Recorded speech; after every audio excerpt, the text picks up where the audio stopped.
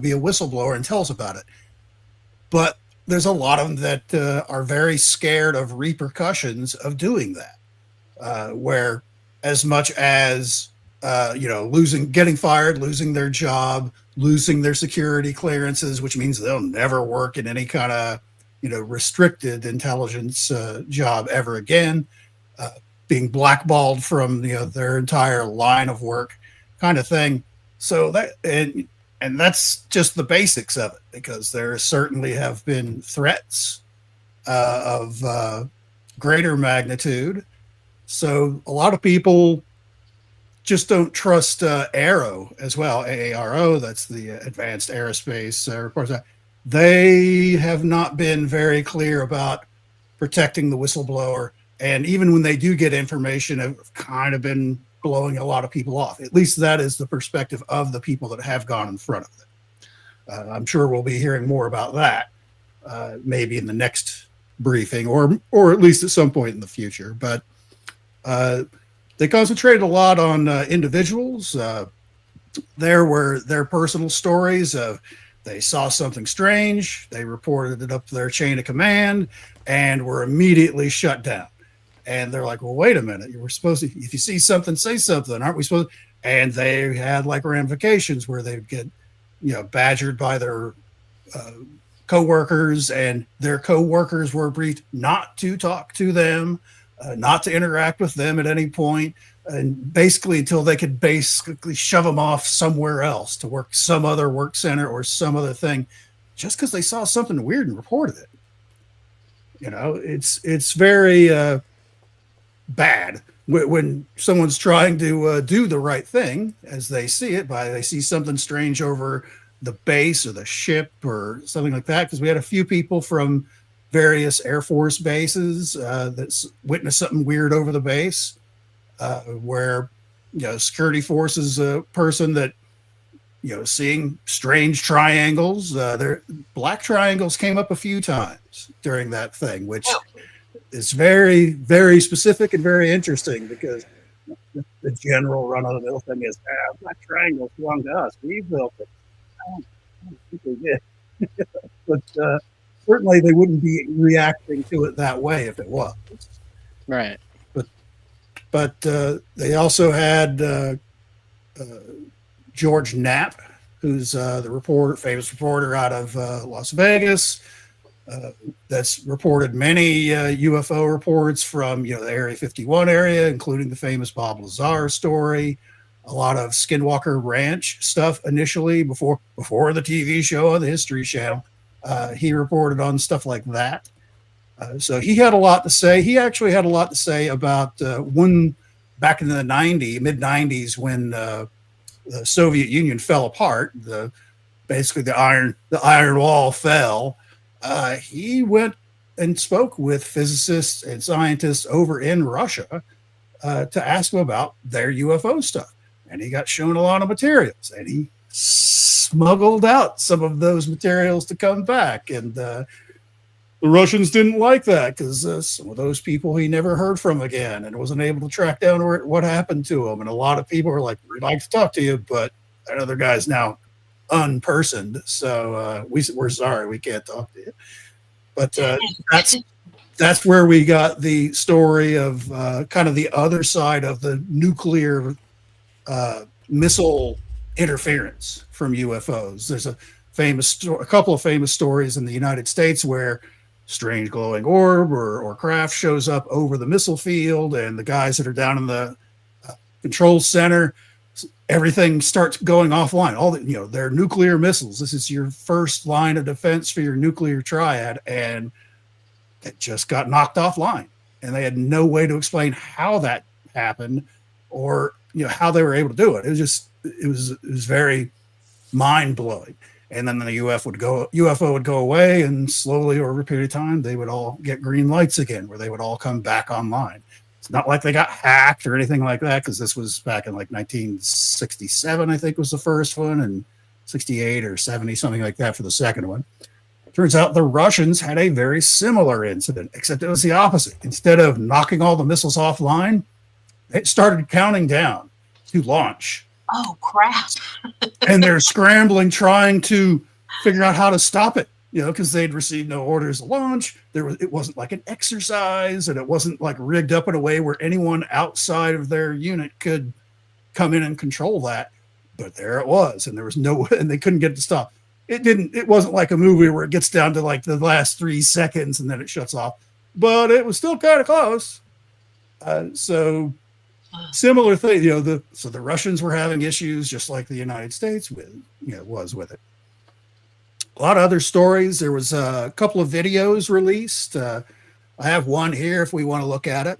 Absolutely. But, I'll go ahead and do the share. There was one where there was one gentleman from the Navy that shared a video that he eyewitnessed of basically coming up out of the water, like a tic-tac shape, coming up out of the water, slowly moving around, and then just sliding off into the darkness. That's not what this video is. Let me share. Was there... Okay, I'll go ahead and pull it up to see it. This particular video was taken, they say, the latter part of 2024. Yeah, like October. This is out over the water near Yemen, where the Jufis, or all those characters that we kind of mixed it up a little bit with them. The Navy did last year, doing a lot of drone work. This is video from an American Reaper drone that is tracking this object, which this what you see is kind of what you get. This was donated anonymously, so we don't have a lot of background story on this.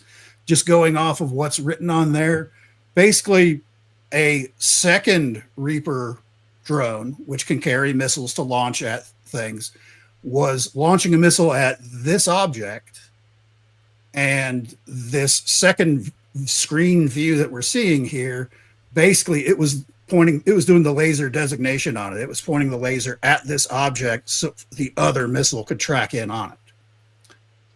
Like I said, this is out over there. I'm just going to let it play. I'm just going to take a look at it, and we'll talk a little bit about it here.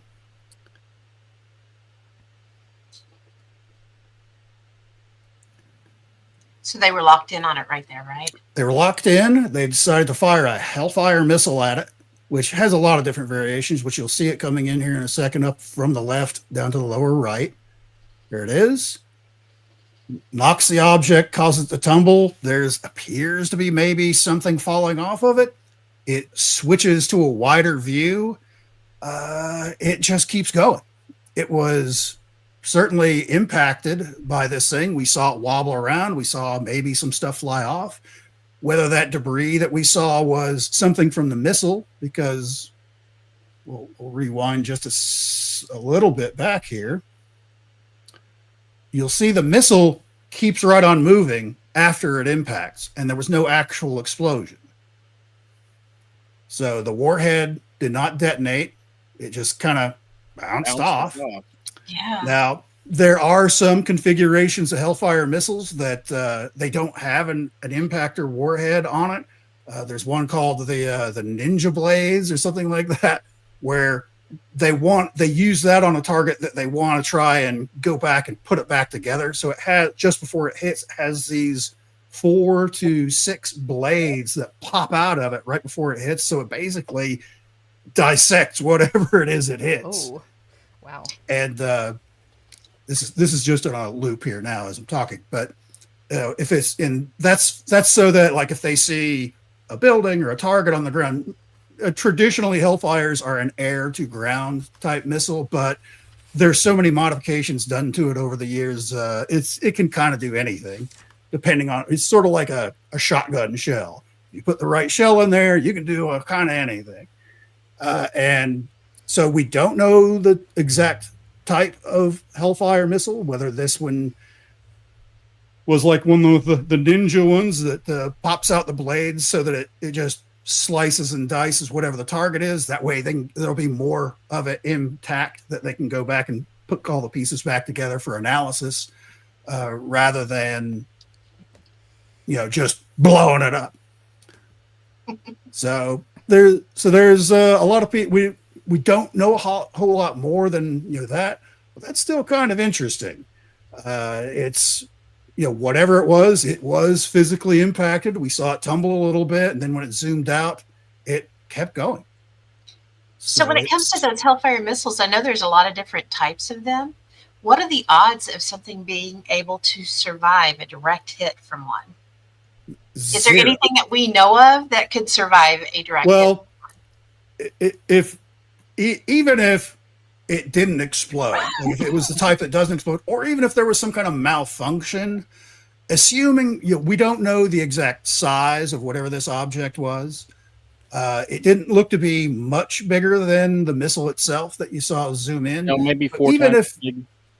Even if it was any kind of military style drone, not your quadcopter you buy at Walmart, because some of the military style drones are just like an aircraft, where it has an actual engine in it and full wings and can carry its own weapons or jamming devices and things like that. It just doesn't have a pilot in it, really. That's the difference. And as it goes on, when it being any kind of drone type aircraft, assuming that it's a drone, we'll start with that.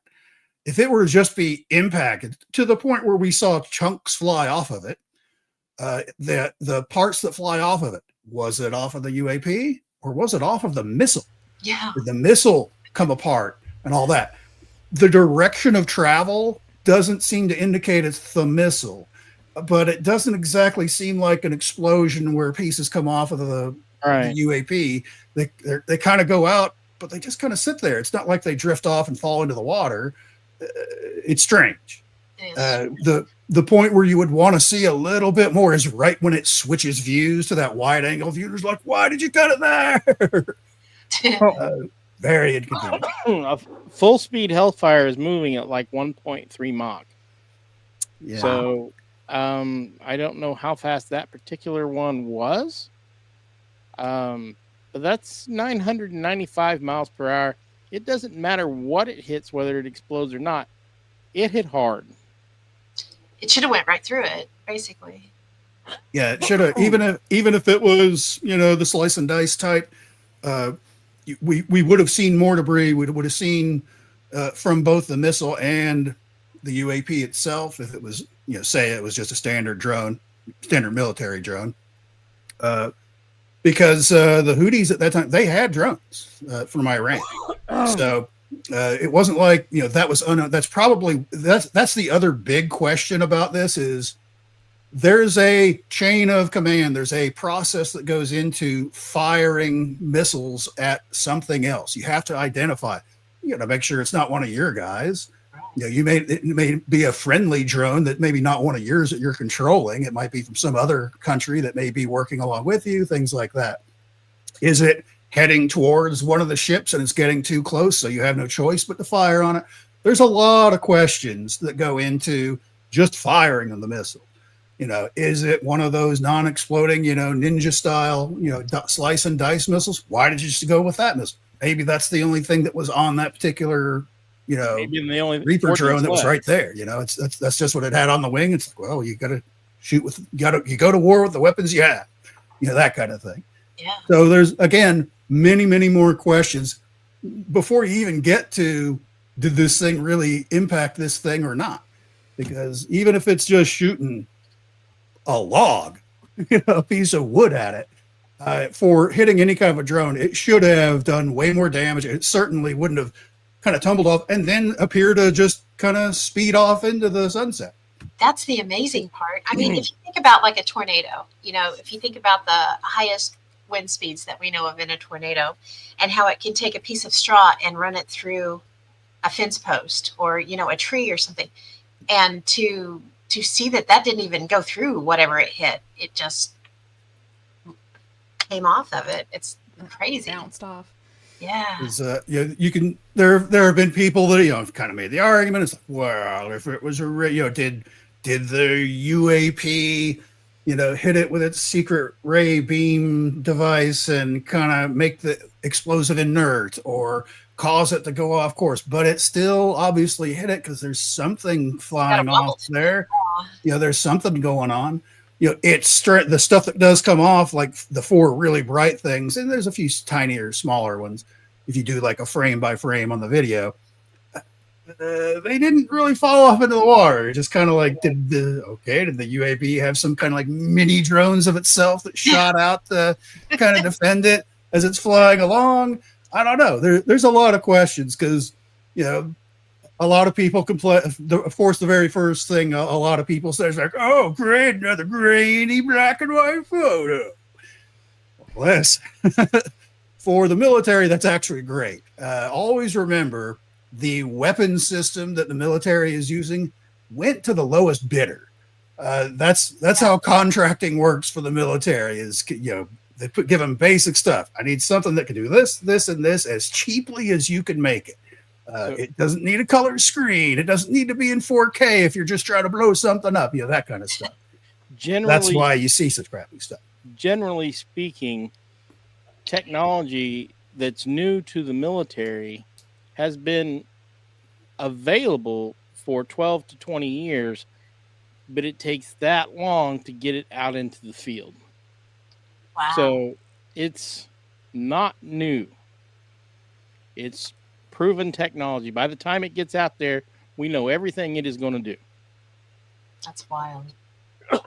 Ian's asking, how big are the Hellfire missiles? I know there's different types, right? It comes in a few different flavors. I honestly, I just had to pull up the Wikipedia on it. The AGM 114 Hellfire missile, anti-armor. Looking for like a size here for you. 7 inches in diameter, 64 inches long, 108 pounds. That is not very big.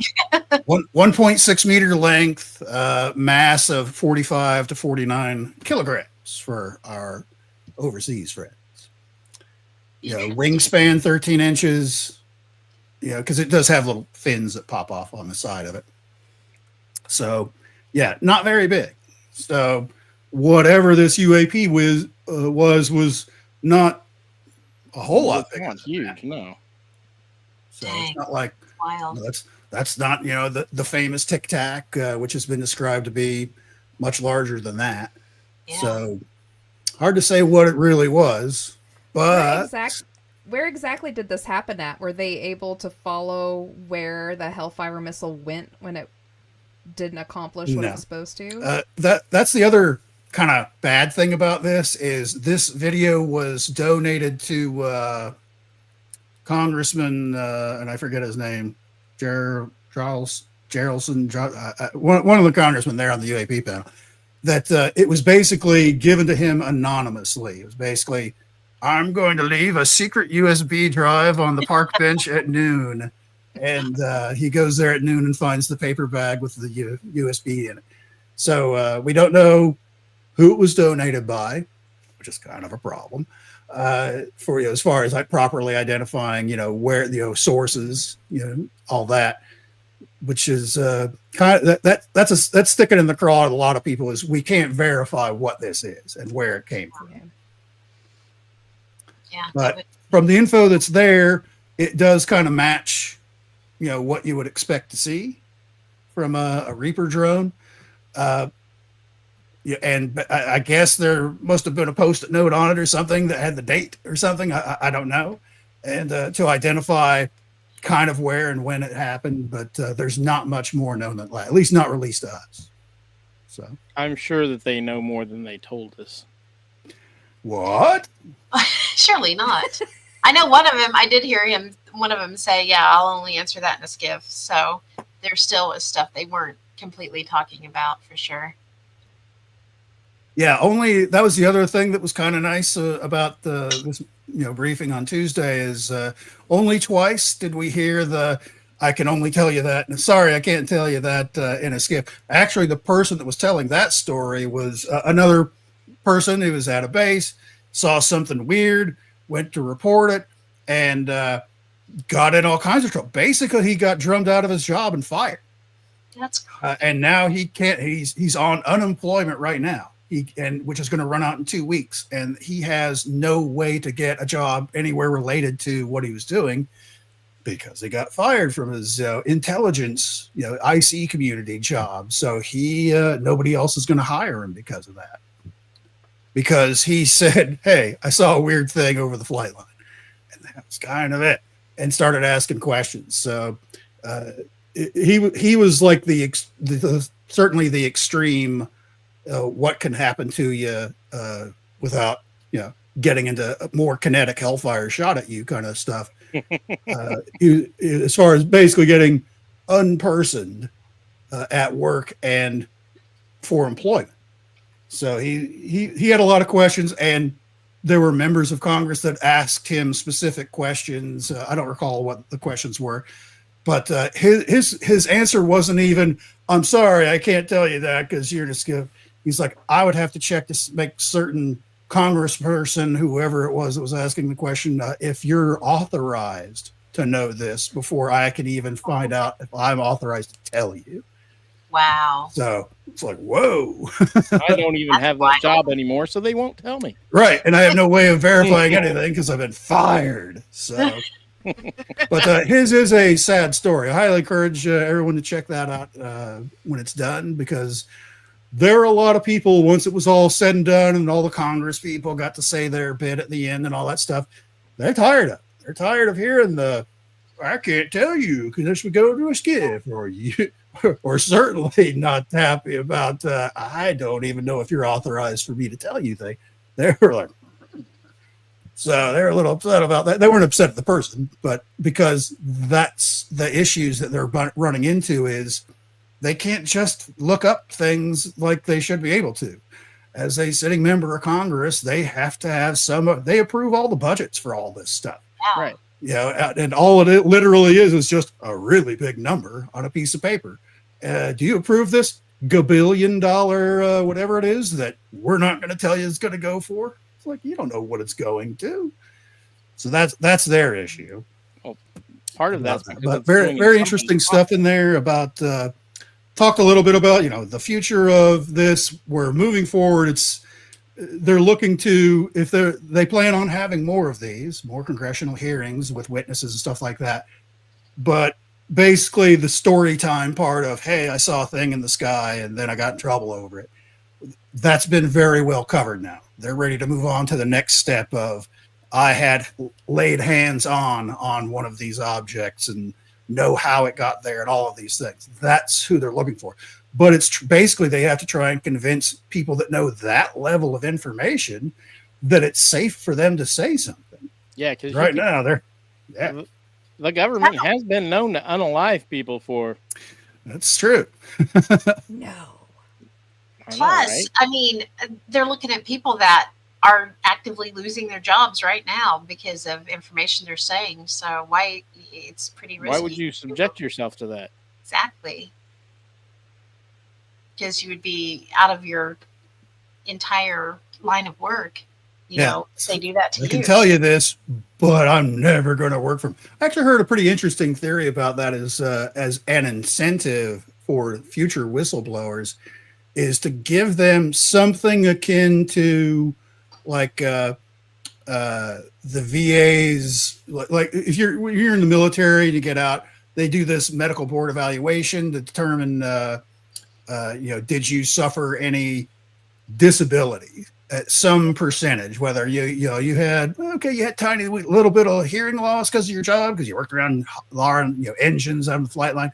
We'll give you a 10%, which is a 10% over your regular paycheck kind of a thing forever. And plus medical stuff that goes along with it. Something like that, where they can say, okay, you're going to get, even if you get crapped out of your job, you still got something coming in. Where till you find something else, at least there has to be some kind of incentive. The other side of it is some of the level they want to get into and the level of person that would know these things has probably done a lot of unscrupulous things to keep all of those secrets, where they've lied to congressional members, they've lied to presidents about their information, stuff like that. So they need some kind of top cover to where we're not going to get in trouble. And to be honest, as Mark said, some people have been unalived over, keeping these secrets over the years, or certainly had their lives ruined because they make up some crazy story that makes them look, cuckoo, and then they can't get a job anywhere else, kind of a thing. Their lives have been ruined as a minimum for that. So for someone that knows that level of stuff, they're going to need their own assurances where they're not going to go straight to jail, do not pass go, do not collect $200. Yeah. Ian said we need a latter-day Deet. Throw you a Pete. I was like, how are you going to say that? Yeah, you up to. I got nothing. But, I butcher real words. I don't need to butcher that one. Yeah. No kidding. I struggle with the English language anyway. words are hard. Words They are are. hard. So did they say anything about, and again, I didn't get to watch any of it. I just saw that little video clip that you showed too. Did they say anything about underwater? A little bit. The one Navy gentleman there was, he described, I mean, they talked a tiny bit about it. It wasn't like they're like, I've heard there's secret bases out of. No, they didn't talk about anything like that. His personal story was, this. Basically, he thought he was getting a contact on his scopes and stuff of like a ship coming over the horizon, heading towards them, kind of a thing, because it just kind of above the water just kind of appeared. And of course, the mileage about 12, if you're out on the ocean, about 12 miles away is when the curvature of the Earth. Yes, it's curved, Big Willie. Where the curvature of the Earth drops off to where if there's a boat on there, that's when it's going to start going over where you're not going to be able to see it anymore. Yeah, you see the bottom of the boat, then the masts if it's a tall ship and stuff like that, then it's gone. That's actually one of the core reasons why for international waters kind of a thing starts at 12 miles off of the beach, because that's where the point where you could never be able to see it again. So interesting. His sighting was, he figured, okay, something's coming up. It's at least 12 miles away because it just kind of like, and as he's trying to examine it a little closer, trying to identify it, it starts going above the wall a little bit and all that. So, and they had some video that I don't have that video. It's similar to like the other original Tic Tac video from, the 2017 New York Times video set that came out, where you just see, this black blob kind of moving around a little bit without a whole lot of reference, because when it's out over the water, out over the ocean, there's nothing to compare it to or anything else like that. But interesting. Yeah. Oh, Julie. Yeah. And so I watched the video you and Karen were talking about. Wow, I have thoughts. I was, of course, on with my friend Karen from Australia on her show this past Saturday night. And we watched a video from, what is that guy's name? He does a show on the channel name is Area 52, where he talks a lot about UFOs, a lot of historical UFO stuff and how it could relate to things today. He does a very good job, very good show. Highly recommend. And he had a guest on last week where he was a British investigator, I guess, paranormal investigator, where basically he thinks not necessarily all ghosts or even cryptids, but specifically poltergeist type activity and UFOs are kind of related. He believes that there's like a 3-layer sphere network is what he calls it, where, your classical orb, which is a couple inches, those are like building ground level type stuff. There's some that are a little bigger. That's like treetop to low sky kind of stuff. And then there's much larger ones, which are upper atmosphere and outer space. Does have videos. There's a very haunted location there in England that he spent several days at, around the clock shooting videos where they get a lot of poltergeist activity.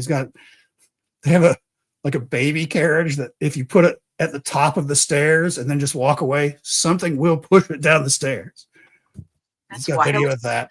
But he seems to think that this sphere network is he leans more towards, he thinks it's protecting us and the earth at various stages for stuff like like haunted house, where you would have the smaller orbs where if it specific and like I said, it wasn't just a haunted house, it was stuff where things are getting physically thrown around the house, poltergeist style activity, that it's the orbs that are doing that. And they're doing that to try and basically distract people in the house. Hey, there was a crash down the hallway. I'm going to go down there and see what it is. Meanwhile, wherever it was you were sitting, there's like a random burst of energy that goes off in there, which was discovered a lot in this past season and previous seasons of Skinwalker Ranch, where they would just get random spikes of radioactivity. Most, it's ionizing radiation that would just appear out of nowhere and be above microwave oven levels of unsafeness, where they would actually have to evacuate out in wherever it was to get the hell away from it, get outside of that sphere of influence. He has recorded spots like that in this haunted house that he investigated and other haunted locations where just this random radioactive spike that would appear and then just be there for a few seconds and then gone. He thinks because he also has video of these orbs up in the sky chasing other UFOs, almost to the point of getting into dogfights with them, kind of thing. So that was his idea. It was an interesting video. It interacted with, it had our two tent poles of the paranormal interacting together. So I thought we'd talk about it a little bit. And Karen watched it. And she's all in. She's I'm going to buy this book. I don't necessarily believe everything, but that's very strange. She's very familiar with this haunted location spent time in. So that's what Julie was referencing there. Huh. Where very interesting stuff. That's pretty cool. Yeah. Cool. We were talking about something similar, about hearing crashes in your house and then going to investigate and there's nothing out of place. Yeah. And it makes According to that guy, it's because wherever you were sitting in your bed or in the chair or wherever you were at, there was about to be one of those weird spikes that was going to spawn there where you might have gotten hurt. So it caused the distraction to make you go check something out. What was that noise? That's wild. Huh. Interesting.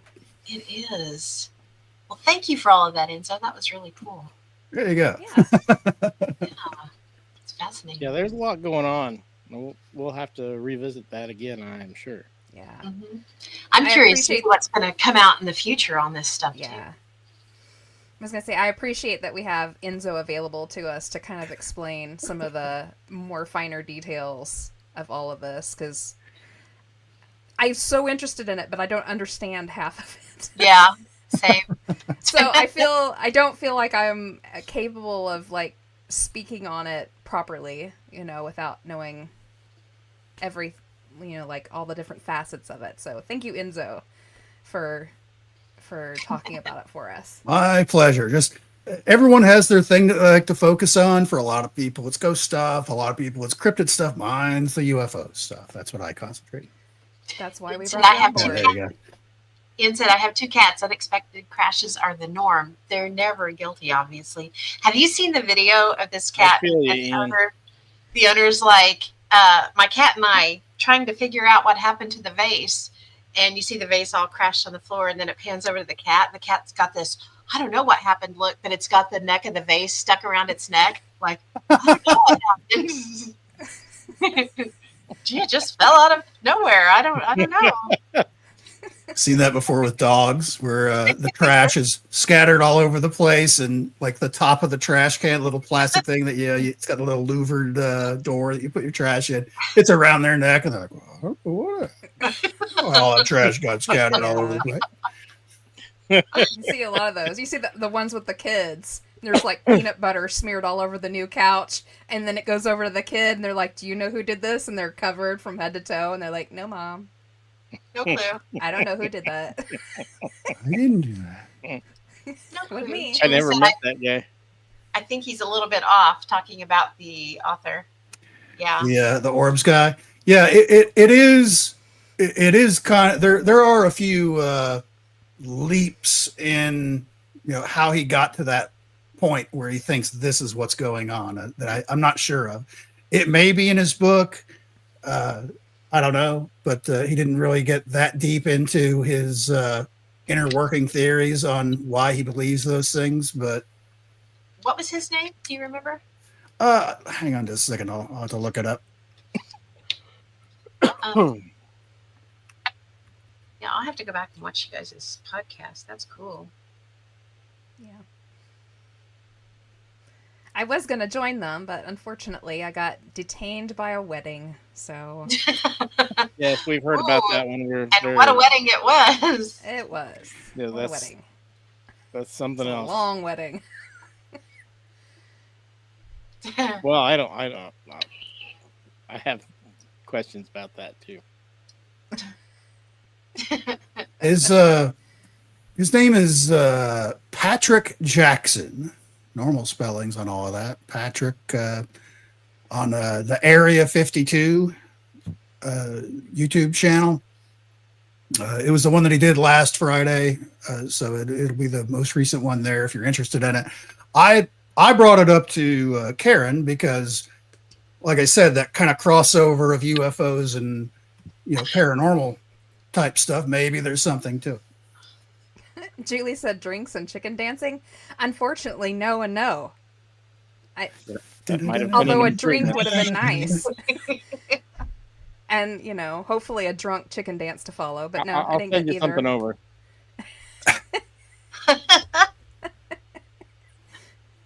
That would be a drunk Yes. chicken dancing.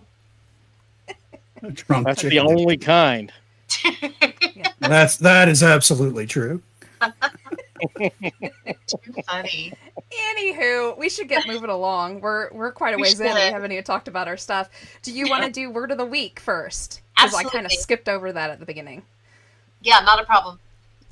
We really wanted to hear about Enzo's take on all that Yes. UAP information. So So interesting. it is. So our what the weird word of the week, it was my turn this time. I went with scrying. And scrying is a practice used for divining unknown truths or predicting future events by gazing into reflective surfaces, such as mirrors, pools of water, or crystal balls. This technique relies on the concept that the unconscious mind can generate visions or sensory impressions. While its name is derived from the Old English word descry, meaning to see or to reveal. Historically, scrying is said to trace back thousands of years, with connections to ancient civilizations like the Egyptians and the Celts, who utilized various methods for divination. So that's our what the weird word. Woohoo! Yes. Actually, if you go back and watch our show from, I think it was last time, right around this time, we did Don't Look Through the Window. Or Yeah. Don't Look Out the Window. It was kind of our Halloween scare the It crap out was. of you show, which Yep. it totally did. We It scared me and freaked out. Pam. We actually discussed scrying just a little bit on that show because looking at a dark window, at nighttime, looking from inside your home towards a dark window can actually cause that effect too. It can become its own scrying mirror. And I think a handful of the stories that we told actually kind of involved a situation where that was kind of occurring. They were seeing something that they didn't think was actually existing literally on the outside of their window. They were seeing a reflection back in at their living situation that wasn't what they were seeing on this side. They were seeing a reflection of something very strange Yes. in the room with them. So That's Yeah, one of our that more works. popular episodes. So if you get a chance, if you haven't seen it, that's definitely a good one to go watch. yeah, go watch it at night near a dark window. Yeah. It won't be long. Sam and We'll I- be here for our Halloween show this year too. Yes, that's going to be coming Not up. far We're going to from do a now. party this year. And I Oh. think our spooky one, I think we're going to do doppelgangers. We're going to do doppelganger stories. So, I don't know. Maybe we'll have to have Enzo and Mark on and scare them too. Or Absolutely. maybe my evil twin. Enzo can tell us his doppelganger story. Yeah. It's actually you kind of heard it when I'm the one line of text that I put in the chat the other night. It's pretty cool. All right. All right. Move along. Where do we want to start? Do we want to start with like the cryptids? Because I think that's kind of where we left off at. We were just getting ready to touch on Michigan cryptids, and there's a lot. There is a lot. Dogman is probably the most famous. He is he's so famous in Michigan. He is the Michigan Dogman. Like, he gets the whole state name in front of him. He's so impressive. Yeah. We can totally start with him. Yeah. So the earliest sighting that I could find of the Michigan Dogman was 1887. Yeah, that's what I have. Right? The Wexford County, Michigan encounter. It was seen by two lumberjacks. Apparently, they reported that he was around 7 feet tall, had blue eyes or yellow eyes. I'm unsure how you can get those two. Somebody was mixed colorblind. in. Something. Bipedal torso of a man, and a howl that sounded like a human/animal scream all at the same time. And there's a legend that comes along with him. Apparently, he only appears every 10 years, in years ending with 7. Although I found other encounters that didn't fall on those particular dates. But it has a whole legend wrapped up around in it, which I Does thought it was have to so be a interesting. 7, or is it just a 10-year cycle? Well, if it's a 10-year cycle and the first one was on a 7. Right. Yeah. I did, however, find one that fell in 1938. So either they didn't see the real Michigan Dogman, maybe there was an imposter Dogman. Or he got confused and showed up the wrong year, maybe. Is that a leap year? Maybe he was just confused. Maybe it was a leap year. There you go. That could have been There it. you go. The next one I found was in 1917. A sheriff found an abandoned wagon with huge paw prints on the dusty road circling it. Near the roadside, he found a 4-horse team dead with their eyes wide open. A vet was brought in to examine them and concluded that they had died of fright. No driver was ever found. And I did manage to find a original newspaper clipping of this. Not saying that that makes it real, because newspapers were known back then to kind of, up their storytelling game when newspaper sales were low. So, take that with a grain of salt. Mm-hmm. They were good about that. Yeah. Yeah, it makes it hard to trust anything from back then. It does. I will say much this, like the though. news today. much like the news today. I will say this, though. If you're going to deep dive like a topic like this, if you go looking and you find several different stories on it reported, but they're not the same pre-cut and just retold over and over again situation, where you can see that maybe a reporter or something went in and did some of his own research, maybe in one of them it has, like some words from like the family or the victim or, whatever type of situation you're looking at, it's probably more apt to have a grain of truth to it. However, like, for instance, the Stoll Cemetery Gateway to Hell story from the 70s, if you go back and look at those original publishings all the way through like the Kansas City Star and the big newspapers, it's all exactly the same thing. They've literally just cut and pasted it. Regurgitated. So, yeah, it's just the same thing regurgitated over and over again to get sales up. So, always be careful when you're doing research. Dig a little deeper. Let's see here. Moving on. Okay, we're still on Dogman. So in 1937 was the next big one that I found. This one happened in Paris, Michigan. It's called the Fortney encounter. Robert Fortney was fishing and was approached by 5 dogs, and one large black-eyed dog suddenly stood on its hind legs and appeared to be smiling at him, even after Fortney fired a warning shot in an attempt to scare them away. So now we've got a smiling, standing dog. Makes me think of the Christmas story at the end where they're at the restaurant and they're like, the duck, it's smiling at me. Yeah. Whack. Whack.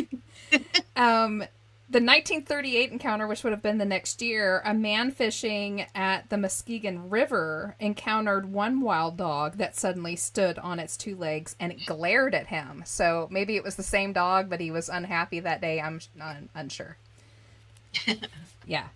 But also, and I'm not going to sit here and go through all the reports because we'd be here forever, but he has been seen all the way up through 2017. He was seen multiple times in the 1950s in Allegan County. I'm not sure because Will's not here to correct me, so you get what you get. In 1967, there was another cluster of sightings in Manistee and Cross Village. And then, of course, into, I think, 2017 was the last verified sighting that I could find. So he's just kind of all over the place. He is. It's cool. So in 1987, on April Fool's Day, of all days, there's a DJ. His name was Steve Cook, and he wrote a song about the Michigan Dog Man. And that really kind of got renewed interest in the whole subject again. But it was fun because it described various encounters over the decades with a creature that left paw prints that frightened teams of horses to death. It menaced the crew of a scooter, and it was peering in a van of hippies in the 60s. Zoinks! Right? That's So- what I was picturing. Awesome. They did. The reporter that did this particular story I pulled from, they did talk to Cook. And he had heard of maybe about 100 sightings since the 80s. So that's pretty cool. There's actually been 2 short films made about it as well. And both starred Michigan native Larry Joe Campbell. So if you're interested, you might go find those to watch. Yeah. There you go. All right. So which cryptid do we want to hit next? Because there's lots of them. Who's got one? Put an X next to this. I mean, I have tons, but yeah, just grab one. okay. Yes, that's a weird Let's see here. A weird one. Let's see here. Well, we talked a little bit last time about the Michigan mermaids. They're actually Native American legend there. Really? Yeah, and they're pretty much the same when you think of mermaids. They're basically a siren that hangs out in the rocky shallows of the Great Lakes. You know, they sing their beautiful little tune and, you know, hypnotize the sailors and drag them underneath and eat them or, you know, rip their heads off, whatever it is that they like to do. So there's that. There's the ogre of Seney. I ran He's across found that. in the upper. He's in the Upper Peninsula. He's kind of like a Bigfoot, but he's known for his appetite for live animals. Apparently, can't take your dog for walks out there because he'll snag them and munch on them for a snack. I had heard he's supposedly he was originally a man named P.K. Snapjaw Small. He was an outdoor worker in Seney who had built a reputation by completing wild and disgusting challenges for alcohol. And records claim he would eat animal droppings and willfully dirty himself in public if you would give him drink. I think I know that guy. Do you know him? You sound I familiar? think all of us in our lifetime has probably encountered that. I met that guy in Winfield, Kansas back in 1986. So apparently, you know, he's passed on, obviously, since then, but supposedly he still haunts the area and is seen to drift over the streets that he once walked as a man.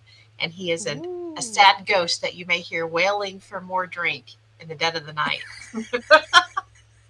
I do know that guy. The mint. Isn't he the one that is asleep in the bathtub when you wake up in the morning from the party? Yeah, the one that just gets up and leaves the house and nobody knows who they were or Yeah. where they came Who's from that or guy? where they went. Yeah. I lived that story. I'll tell it to y'all one day. It's pretty Yeah. exciting. Still don't know who that guy was. Asleep in the bathtub. We've all Nobody- met him. Let's see here. There's the Torch Lake monster. It infests, that's what it said, infests the waters at a local summer camp. It also has a tendency to mess with swimmers and with the boaters that are out on the water. I guess it just kind of pokes at them and scares them a little. Yeah. didn't Not have a that one. scary monster, more of an annoyance. There's the Mess with the Wahila. tourists. Did you have the Wahila, Pam? Yeah, I did actually. Let me see what I have on it. the Wahila. This and one is kind of dogmanish, but not quite. Yes. He's More kind Native of a American. wolf. Yeah, it's a Native American one. It's kind of wolf-like, but it's the size of a bear. It's like really thick, and it roams the Upper Peninsula too. It's seen by campers and hunters. It can't be shot. Kind of Bigfoot-esque, but not quite. He's like a mix of several Yes. different things. Yeah, and the stories that have been told all say that the Wahila attacks hunters and trappers who wander near its lair. Is Yeah. supposed to be what it's all about. So, Have you Heck guys yeah. seen the Witchy Wolf? interesting one. What's the witchy wolf? Witchy Wolf, according to the stories, was once a beautiful girl engaged to a soldier who caught the eye of an evil woodsman who had sold his soul for the ability to turn himself into a wolf. And apparently did the same to her. Interesting. Wow. So The Michigan cryptids are just They have some- fantastic. yeah, they have they're varied. I mean, and then there's. Have you seen the Nain Rouge or the Red Dwarf? Yeah. We yeah. talked Yep, about there the we Nain go. Rouge on the last one. Yeah, when we started it off. That one's a crazy one. Blood That is. Blood River and all of that good stuff. This I found. I thought it was kind of fun. It's got a little. It doesn't represent all of the cryptids in Michigan by any, thought of the idea of a cryptid there, because there's tons of them up there. But it's got a few of the fun ones on there. Mm-hmm. I Want the don't giant think I've heard of the green green squirrel. Yeah. Yeah. Do you Oh, have I the tell giant you. green squirrel? I do. So the giant green squirrel is local to the Amble, Michigan area. It's a nocturnal green squirrel the size of a 1972 Buick. It was very thorough on the size of it. 1972 Buick. Apparently, it squeaks, chirps, and grunts so loudly that it echoes through the the valley where it resides. I think a Enzo? 1972 Buick would also make similar sounds. Can you Yes. imagine how deep that squeak would be? Squeak. If it was that big. This is important, Enzo. You and me and Big Willie are going to go looking for this thing. We're going to throw a saddle on that, and I'm going to ride it back to Kansas. That is the most awesome creature I have ever heard of. I want it. Wow. That's funny. I will feed it whatever it wants, including the souls of my enemies. That's awesome. Nice. Let's see You here. have the Dewey Lake Monster too. Yeah, the Dewey He's Lake on Monster. there. It's also known as the Sister Lake Sasquatch, and it's a little bit different, and it's a distinct kind of Bigfoot because this one was actually seen back in June of 1964 for the first time, and it seemed to suggest that it was a type of Bigfoot, but it was a more aquatic type of Bigfoot because it lived in the lake. It was described as being 10 foot tall, covered in hair, weighing about 500 pounds with glowing eyes, which does sound very Bigfoot-esque. If this Michigan creature, it supposedly originates from the Great Lakes area, but it would make sense, if it did, that it would have to adapt at least partially to the water because there is so much water in that area. So, and I have another, let me find it. I have a slide on here that has a different picture of this dude. There it is. There's the Dewey Lake Monster. Isn't he fun? He's pretty awesome. He's something. He looks like an angry sloth standing up. He does. I can see it. Yeah. He doesn't It's skip because leg day. somebody though. bumped him on the head. See the knot on his head? Yep. Oh, maybe that's why he's so mad. That's why he's Yes. screaming. Yeah. He's upset because he got What you bumped on gotta be mean? The Fred Flintstone bump on the head. Yep. That's so funny. Or maybe he has a headache from listening to the green squirrel. Maybe. He was foolish enough to try and ride it. That's how he got that bump. And he Uh-oh, fell off and bum. bumped his head. Who could blame him? I mean, that would be epic. Julie wants a video of that, by the way. Oh. Absolutely. What is, If we manage to score that green squirrel as our mount, I That will would be absolutely get a video. hilarious. Oh my goodness. Yeah, we all want that video. What is the one to the left of the green squirrel? The kind of Hydra looking thing. That is, are you ready for this name? It's a Gasiandithia? Dithia?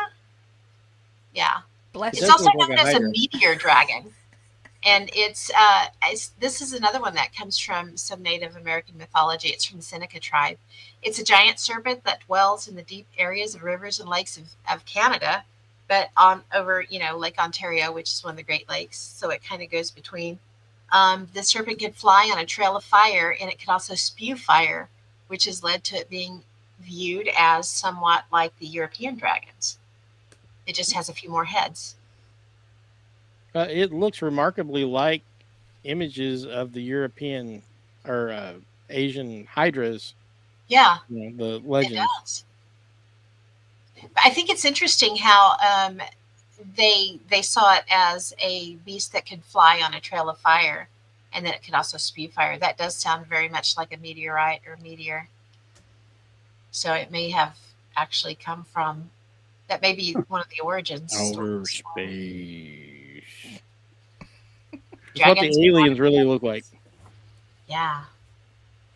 That would be cool. All right, I'm gonna do my favorite ones, the melon heads. Aha. I've known here we about go. the melon head since I was like little. It's one of my favorite ones. Mark it's can kind hear of- you. It's like kind of. They're called a cryptid, but they're also like a haunting. They're also like supernatural. It's a whole mix of stuff. I think that's why the melon heads, and it's an urban legend on top of that. Like it has a game Yeah. that goes along with it when you drive out on the road by this place. So the melon heads, it's from the Saugatuck, Michigan area. I hope I said that correctly. If I said it wrong, That's it's your how I fault, would have Will. said it. Should have been on here. So their defining features, they have extraordinarily huge bulbous heads. And they inhabit this forest area by this old abandoned mansion / in some stories it was an insane asylum. In another one, it was an old hospital where they were doing research they weren't supposed to be doing, kind of like an Island of Dr. Moreau type of thing. There's so many different legends with it. So, but basically, they're supposed to be or had been children who had what do you call that when your head swells? And Hydrocephalus. yeah, hydrocephalus. Hydrocephalus. That's how you say it. So, and they were apparently experimented on. They escaped this asylum or hospital or whatever one you want to choose to believe and escaped into the woods. And they existed by, eating the wildlife and just becoming basically part wild people. And now they're known to like startle hikers and hunters, and they run out into the road that goes near it, and people have spotted them in the headlights and stuff like that. And in some stories they're vicious and feral, and in other ones they're scared and they try to get you to help them, but they're so scary you can't, you don't want to. But it's just one of my favorites. It's one of the ones I heard when I was really young, and it just kind of sticks with you, you think of a kid with a gigantic bulbous head. Reminds me of the aliens from the cage in Star Trek. Yeah. Yeah, kind of. Yeah. That's fun. I guess this is actually kind of there's more than just the melon heads of Michigan. There's supposedly other ones around the country. I know there's one set of them. They're called haunchies of Wisconsin. And then there's some that are found in Florida and New Jersey. But someone had done some research on it and came up with a case out of Florida. And it was a wintering spot for circus people. And they did a 2013 article that was in the Grand Haven Tribune that suggests that a physician named Dr. Crow, he studied hydrocephalus after World War II, and he created these mutants. And so that's kind of the same story, it's just in a different place. But those creatures are said to have rebelled and attacked him, and that, So it's interesting that I always think they're fascinating if they pop up in more than one place, something very similar. But yeah. Kind of cool. That Oh, is hi, pretty Sylvain. interesting. Oh There yeah. he is, the man, the myth, the legend. So do we have any more? I'm out of cryptids now. Oh, I have a few more. Okay, go for it. Let me pull this slide up to show this one. Actually, it's on here. It's the Why can I say it right in my head and I can never say it right when it comes out of my mouth? Mishapishu. It's down in the left corner. It is also a Native American born cryptid. It's a water creature as well. And it seems to have features that are like a cross between a cat and the Loch Ness Monster. And this one lives in Lake Superior, and it's reputed to attack boats and swimmers when it succumbs to its evil nature. The origins of this one are pretty cloudy, but some say it began as a government experiment that went wrong. So that's always fun. Yeah, those are always the best ones. Those are the best ones, Gotta love them military experiments. Yay. right? Let me see what else I have on my list. Well, over they've here. made some. I mean, they make good stories. That's why there's so many movies about military experiments gone wrong. Right? Mhm. That's true. There's a Paulding light. Did you find that one? It's in the Yeah, but it's oh, not a yeah, cryptid we're doing though. cryptids, aren't we? Yeah. Sorry. I was just the only other cryptid I have is of course the Bigfoot. Oh, I have Huron's murky mystery called the humanoid swamp monster. Ooh, do tell, do tell. On their So this press- one is located in the swampy regions within the Huron National Forest, and it's a vaguely humanoid figure that's seen lurking in the marshes and the bogs. Witnesses describe it as tall, moss-covered, and silent, with glowing eyes. Its encounters are very rare, but some hikers do report feeling watched or hearing sloshing footsteps that vanish when investigated. Ooh. Theories possibly a misidentified Bigfoot type creature, but others claim that it is a unique regional entity tied to the forest wetland ecosystems. Kinda cool. Nice. There's a Lake Leelanau, Leelanau. Will's fault. Yeah, can't even say that. Water monster. This one is not directly in Huron, but it's close enough to, call it home. It's said to dwell in swampy areas near Lake near that lake. Described as serpentine with fins and a long tail, fishermen and boaters have reported strange wakes, splashes, and glimpses of a creature just below the surface. It sounds very Loch Nessy. It does. there's Pressy too, which is There a is very Pressy. Loch Nessy. Yeah. Tell us about that We discussed Pressy just a little bit on the last one too. So Sorry. good lord, the amount of cryptids is one. insane. There's tons. A lot of them water-based. We did. Yes. Well, there's a lot of water.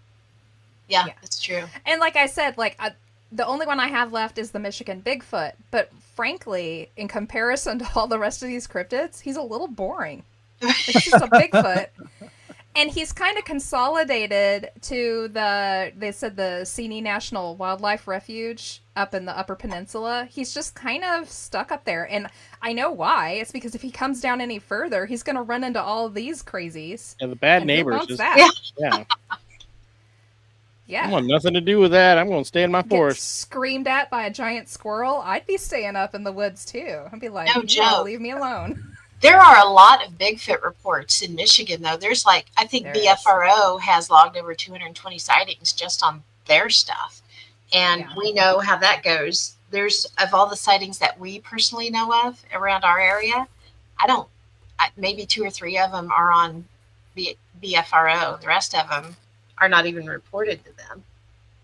Yeah. So yeah, that gives you an idea of probably how many actual reports are out there.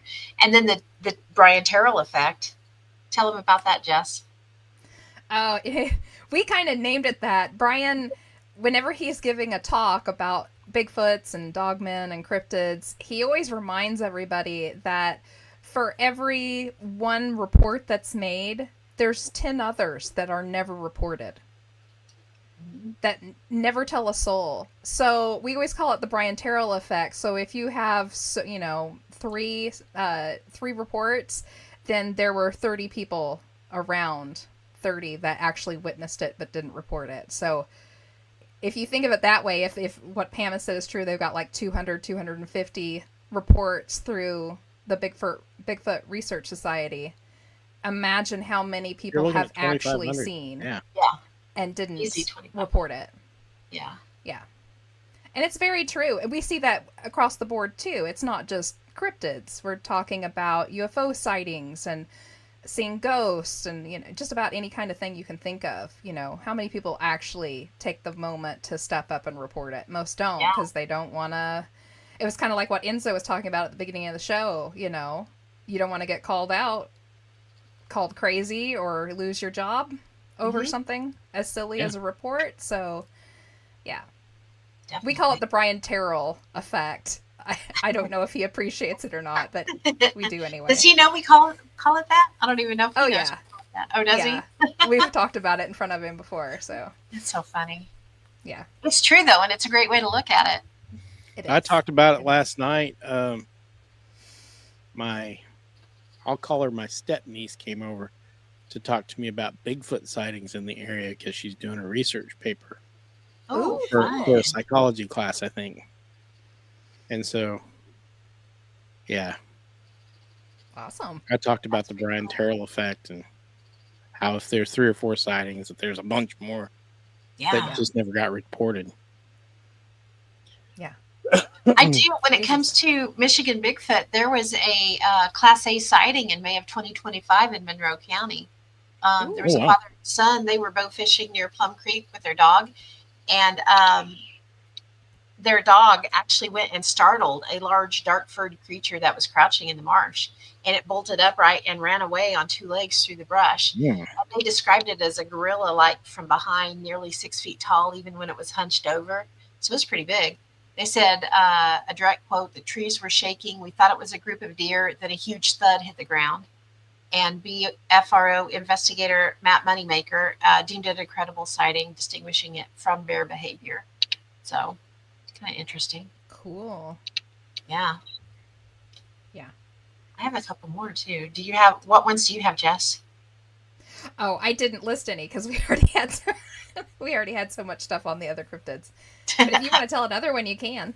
Let me see if I can find a good one. Oh, here's one from 2008 at Bass Lake in Marquette County. Large footprints were found in deep snow, spaced too far apart for a human stride.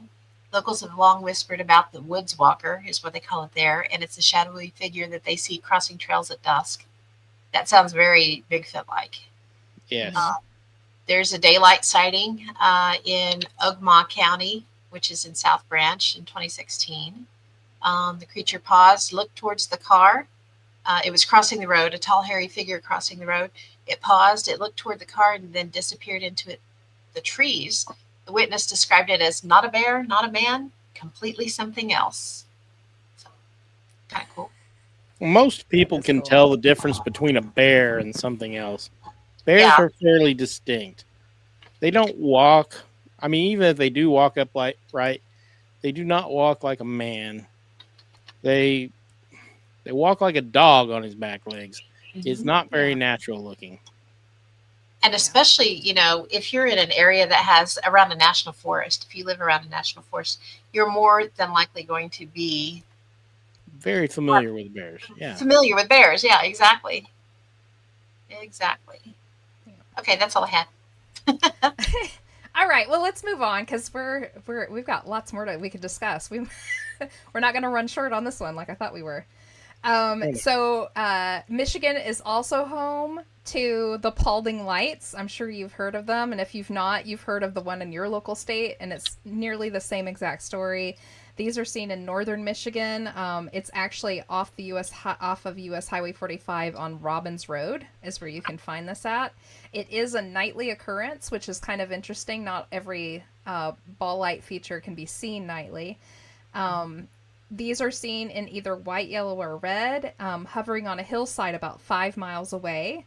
And of course, all the tropes go along with this one. Some say it's the ghost of a railway brakeman who was killed in a train disaster, and it's his swinging lantern that you're seeing.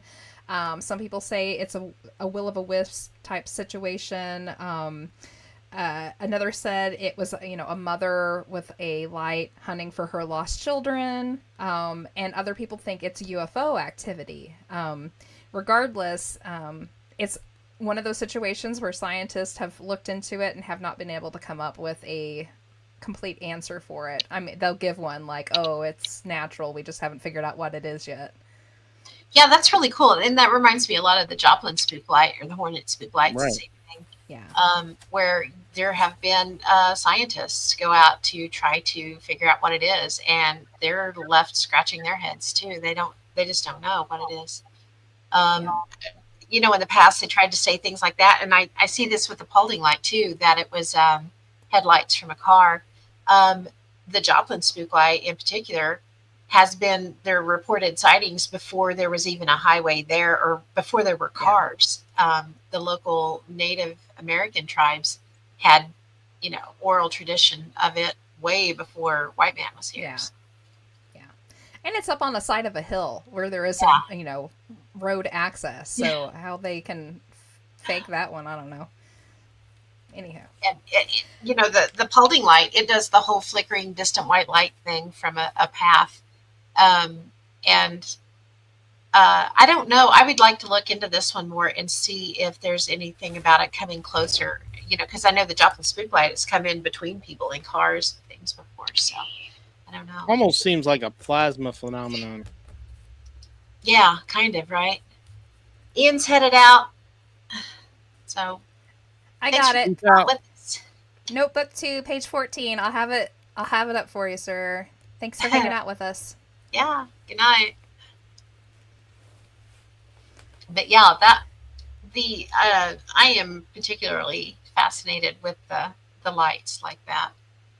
Yeah, Neat. super interesting. Mhm. Another interesting one, I'd found this, and I don't know how interesting this is going to be to everybody at home, but I know it'll interest Pam, because Pam and I have a great love for, like, Lover's Leap stories. Yeah. There's a Lover's Leap 2 or 3 in nearly every state. We did, we didn't do a podcast on it, but we did a Bordertown Presents on it once. We just did urban legends and the amounts that are in every state. And there's a Lover's Leap in nearly every state. But I thought this one was super interesting because it's the leap without the leap. I'm just going to read it because it's really interesting. And it's got like a ghosty, weird, supernatural thing going on with it. So many male members of the local Indian tribe sought to marry Izone, the daughter of the tribe's chief, or Neka. However, only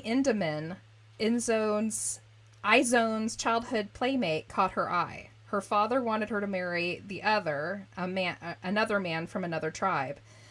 Izone and Indamere decided to run away together. The two took off across the lake in a canoe after dark. The full moon revealed their escape attempt. The tribe could only watch because Indamere had scattered their canoes to keep them from stopping their escape. The tribe watched in horror as a bright apparition of a man appeared on the water.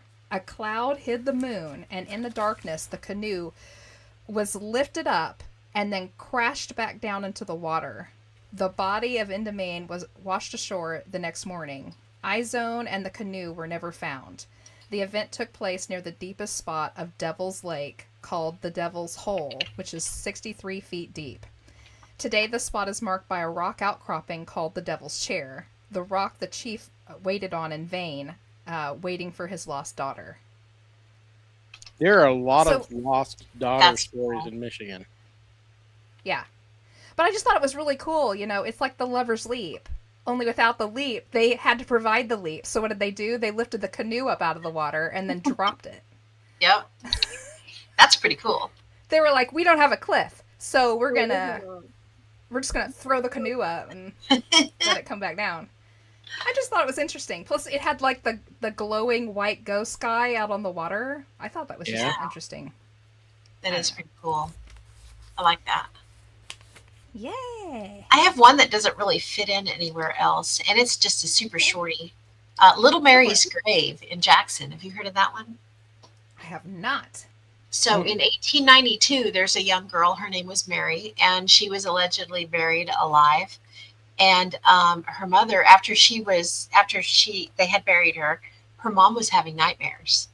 And so to the point to where it led to them exhuming the grave, because she was having these nightmares that her daughter had been buried alive. And when they exhumed the grave, there were claw marks inside the coffin. So, so she was buried alive. Yeah. And now visitors to that area claim to hear scratching sounds and see ghostly lights hovering over her grave. That's bad. That's wild, isn't it? Did It's you like- guys see this snake goddess of Bell Island? No. Okay, so the snake goddess of Bell Island supposedly haunts the island park on the Detroit River. According to legend, Ottawa Chief Sleeping Bear tried to protect his astoundingly beautiful daughter from her hordes of suitors by throwing a blanket over her canoe and sending her up the Detroit River. The wind, a conscious entity also taken by Sleeping Bear's daughter's beauty, blew her blanket away and set her canoe downriver. Unfortunately, she was kidnapped during her journey, but the wind intervened and rescued her. It then sent her back home to Sleeping Bear. Sleeping Bear decided to put her on Bell Island and requested the spirits protect her. The spirits complied by surrounding the island with snakes. Yeah. And granted Sleeping Bear's daughter the ability to transform into a white doe to avoid capture. From then on known as the Snake Goddess, she was also granted immortality. Interesting. Bell Island visitors still claim to catch glimpses of the snowy white deer today. Huh. That's pretty cool. Cool. Lots of missing daughters in Michigan. I don't know what's Well, up. speaking of missing, we can do the missing cluster. Holy cow, the missing in Michigan. Holy cow. So, and this isn't even lake missing, the triangle missing stuff. So, the biggest one is the Northwest disappearance cluster that happened. It started in the 1860s and went all the way through to 2004 or 2024. Oh, wow.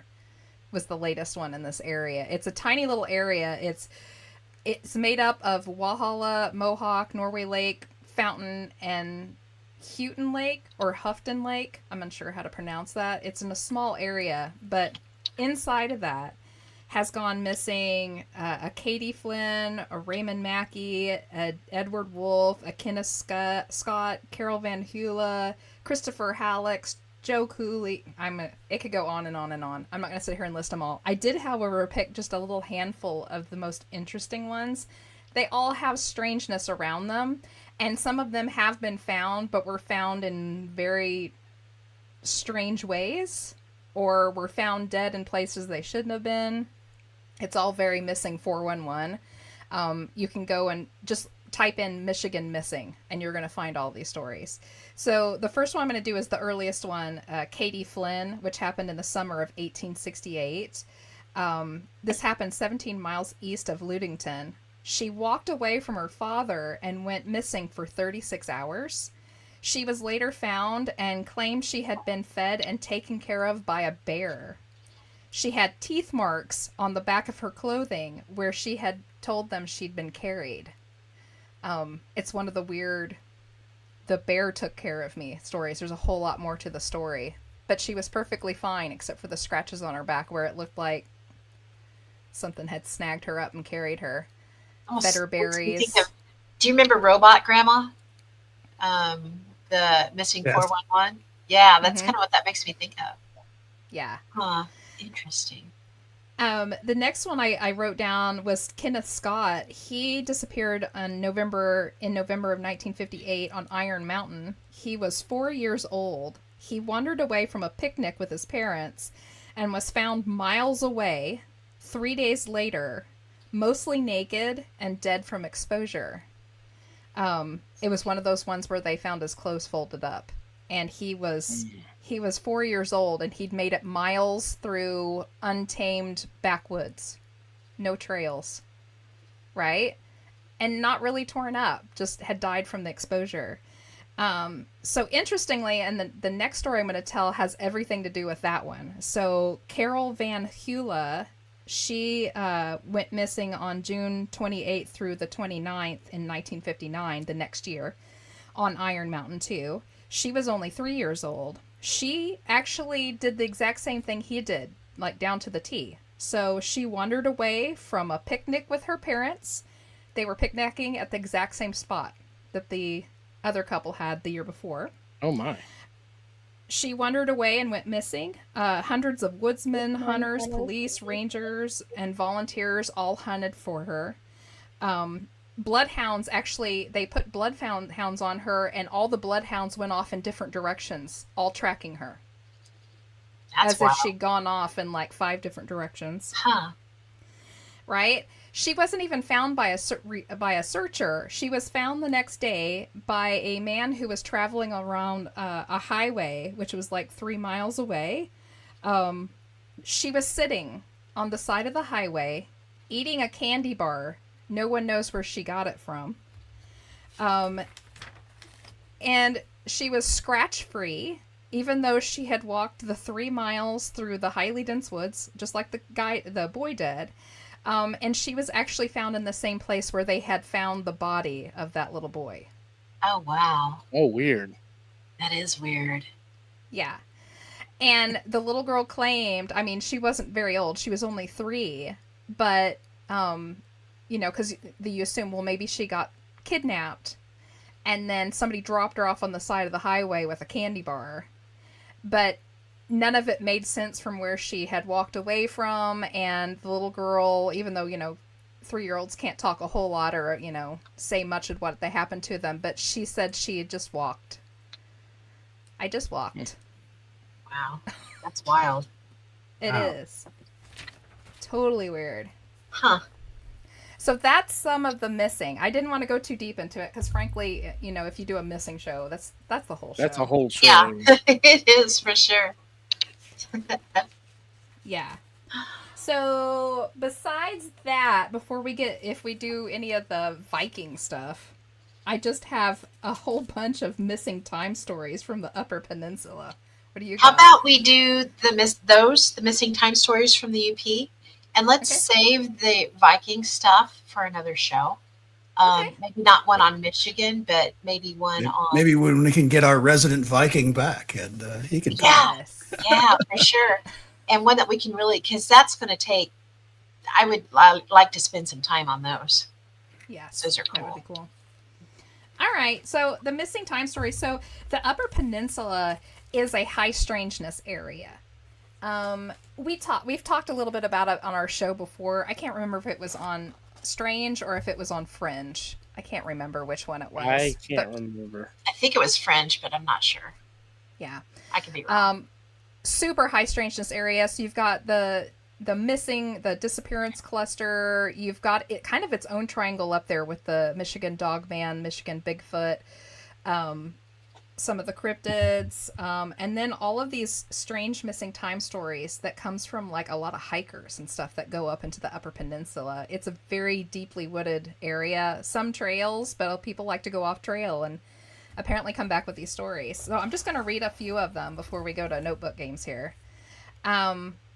So the first story I had, and they're really short, it says a buddy of mine got lost while we were hiking in the Upper Peninsula of Michigan. Eventually he showed back up, said he got lost but found his way back by hearing our voices in the distance.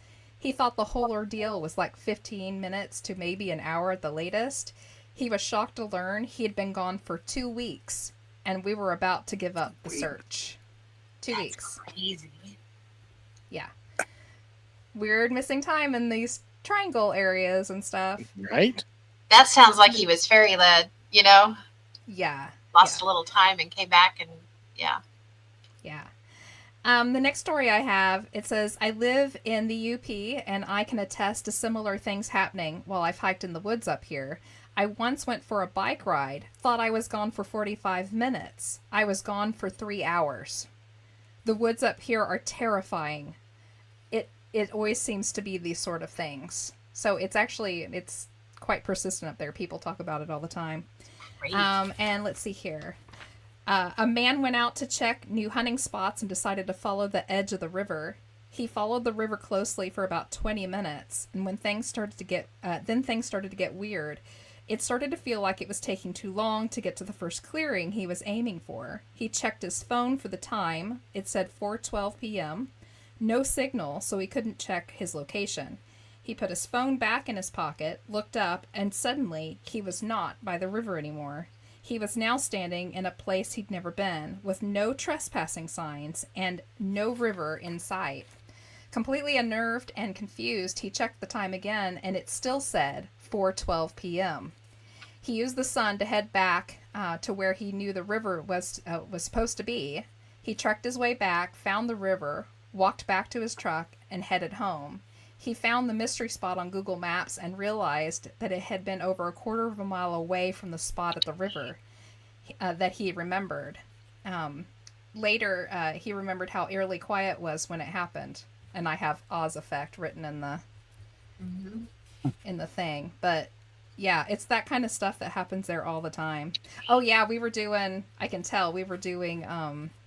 strangeness areas because the next thing on my list is Hoya Betchu. Oh yeah, yep.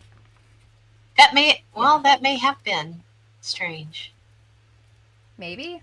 I can't remember. We do too many podcasts. It wasn't that long ago, though, was it? Wasn't it just like well, maybe? Hoya Bachu wasn't too long ago, but I That was Fringe. yeah, that was the But Fringe, we did Hoya Bachu all on its own. I think this was a grouping that we did of high strangeness areas. So I can't remember what it was for. I think it was probably for Strange. Probably. Sylvain said, "Wow, 2 weeks. That's long. Yeah, that is a crazy amount of time to be gone and not." It is. Yeah, that would freak That me reminds out. me of that. Do you remember we were talking about? It's been a little while back, but not too long ago. That lady and her brother that went missing in Arkansas. She was from the Oklahoma area, but she'd gone to visit her brother, and they had taken a hike up into the Mark Twain forest, I think. And he came out all flustered and weird and said that she was back there and Didn't she just something like that. Yeah, he turned his back and she was just gone. Yeah. Is that it? And Yeah. then they hunted for her for it was 2 weeks. Mm-hmm. And she finally just showed back up completely unhurt, clean, Yeah. well fed. And she was sure that she'd only been out there for an hour or something like that, but she'd been gone for weeks. Yeah, Mark Twain is a weird place. It It is. is. There's weird stuff that goes on there beautiful. all the time. All right. Mark Twain would be proud that it was named after him. Actually, I think he would. he liked like weird that. stuff. I He mean, did. Okay, is it time? it's time. It's time! And I'll do ends first. So everybody at home, if you're watching live on the chat, you know how to play the game. Pick a notebook 1 through 5 and a page 75 or under. Actually, you can do 100, I believe, and under. I have the big Nice. notebooks out. So I'll look Oh, up she his has the big first while everybody's notebooks getting theirs. I do. I have the thickies out. Woohoo! They're pretty thick. funny. So Got the big guns out tonight. I got the big guns. Well, it's because we were doing all the Michigan stuff, so I was going through some older stuff trying to find. Okay, we're doing 14. Yeah, notebook 2, page 14. Okay. Okay. This is on. Oh, Harry Man Road. Harry Man Road. Yeah, this is you have your own in. road. Is that the it street in sounds front like of my house? it may be. It sounds like Bigfoot, but it's not. So this is a Texas legend. This is around the Round Rock, Texas area, the Brushy Creek area, to be a little bit more precise. This is actually a big thing down there. Yeah. So the legend is, in the mid-1800s or so, a young boy became separated from his family during a heavy storm. He and his family were part of a large caravanning group of settlers traveling through the area. They were attempting to drive through the creek area quickly to beat the rushing water. He fell from the wagon and was washed away. The boy managed to survive, raising himself in the wild. he became a recluse and would terrorize anyone who came along the creek path. He would often frighten horse riders and stagecoaches, bringing harm to the easily spooked horses and the people and supplies they pulled. He had become a legend while still alive, but one day death took him. He was trampled to death by one of the stagecoaches he had attempted to intimidate. Now the hairy man haunts the Bushy Creek area, repeating what he couldn't accomplish in life. So that's the legend. And the haunting is that if you drive down this road and turn your headlights off, you can catch a glimpse of him running through the trees beside you. Also, if you roll down your window and howl like a wolf, he will howl back. He also is known to run in front of cars, forcing them to slam on their brakes, and then he'll vanish. And he will also run beside the cars with his face in the window to scare you. So the interesting thing about this legend is it's an extraordinary old legend, so old in fact that this was a true tale that they told back there when the settlers were coming through. They always warned people and stagecoaches not to go through the Brushy Creek area because the wild man might come out and scare your horses and it could tip you. So it was like, did he really exist? I don't know. Interesting. But the fun thing is he's such a big thing in the area. They actually have the yearly Hairy Man Festival in October every year. And it's like your usual festival. They have like live music and food and like a carnival. They have a 5K run. And they have the Hairy Man competition. You have to take your shirt off, for men. I'm going. I'm going to win. Win this. Yeah. Yeah. That's So so there funny. you go. The Hairy Man Road legend. That's pretty cool. Yeah. I was laughing because every time you described what it did, like it ran beside the cars or it jumped out in front of them, I had Mark in my head. Jumping out in front of the cars. Well, the only problem with that is I don't run ever. Looking in the windows. I have two speeds. I will get there and I will not. Either or. Oh, Julie. Oh, Live waxing contest. Oh. Ouch. That Then he hurt. will be screaming and howling at you. yeah. All right. Is Ginger next? Notebook 2, page 93. Yes. Okay. This is on the haunting of the Capitol building in Topeka, Kansas. Oh, cool. So this story is based, it's on a true story. So July 7th, 1965, a distraught Anna Eileen McLean, 43 years old, lit a cigarette on a marble slab 150 feet above the rotunda inside the State House, then climbed up onto a nearby ledge and leapt to her death. This was reported on by the Topeka Daily Capital. I also have a partial clipping from the Ottawa Herald from 7/7/1965. A woman identified as a patient at Winter Veterans Administration Hospital was killed instantly today when she fell or jumped about 125 feet or more in the Kansas State House. She was identified by the hospital and items in her purse as Anna Eileen McLean, 43, from Memphis, Tennessee. Officials said she evidently fell from a stairway which leads to the Dome, a popular tourist spot. The fall would have been about 125 to 150 feet. Lee Gunnelson, State House custodian, said, apparently no one actually saw the fall. She struck a rotunda guardrail on the second floor, tearing one arm loose. Ew. Dang. On the first floor, she hit a maintenance cart being pushed by Clyde Heron, a State House employee.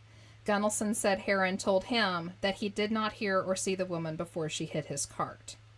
So the haunting that's included at the building is the sound of footsteps, crying and screams, uneasy feelings on the rotunda steps, a cold spot on the floor where the cart had been located.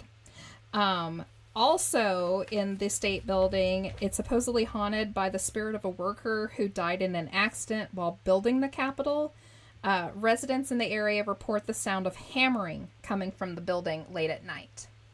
So, That's the story of the haunted Capitol building in Topeka. That's interesting. I didn't know that one. That's Yeah. wild. I Ripped her have arm heard off. the one about the lady falling. I forgot about the arm getting ripped off. Dang. I That's probably blocked the bad app. way to That's go. just bad. Yeah, that's rough. Goodness. Yeah, kind of gross. All right. Next one, Sylvain with book 1, page 10. Yes, Ginger, that one was eerie and terrible and sad. Mm-hmm. Okay. This one is on the Jinn.